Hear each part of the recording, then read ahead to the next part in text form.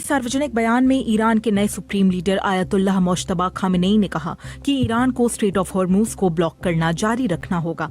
इस बयान ने खाड़ी के पार भी लोगों को चिंता में डाल दिया, क्योंकि स्ट्रेट ऑफ हॉर्मूज वो मुख्य रास्ता है जिसके जरिए खाड़ी के देश दुनिया को तेल और गैस भेजते हैं।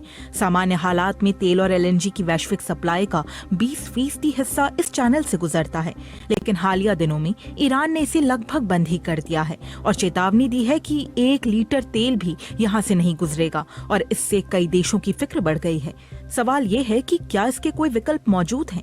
ज्यादातर gulf export terminals Persian gulf के काफी अंदर हैं। हॉर्मूज से ही होकर आप समंदर की ओर जा सकते हैं। कुवैत, कतर, बहरीन और इराक की दक्षिणी ऑयल फील्ड्स के पास हॉर्मूज के अलावा कोई और रास्ता नहीं है।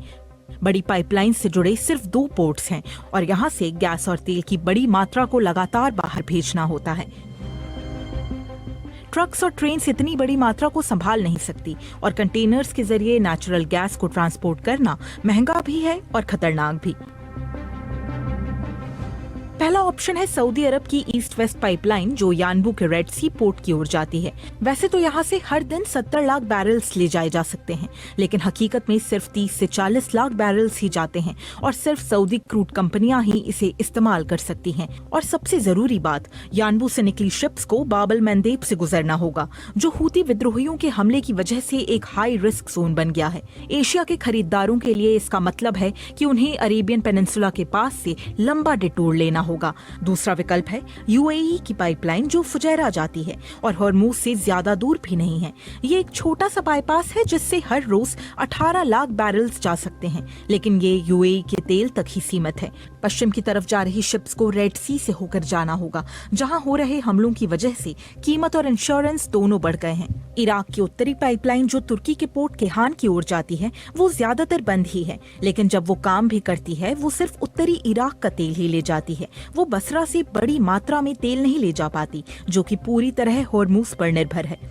ओमान के पोर्ट दोकुम और सलालाह आने वाले समय में मदद कर सकते हैं, लेकिन खाड़ी की ऑयल फील्ड्स को पाइपलाइन के जरिए ओमान से जोड़े बिना वो हॉर्मूज का विकल्प नहीं बन पाएंगे। और फिर है पाकिस्तान का ग्वादर बंदरगाह, जहां जहाज आ सकते हैं, लेकिन यहाँ खाड़ी की ऑयल फील्ड से जुड़ी कोई पाइपलाइन नहीं आती।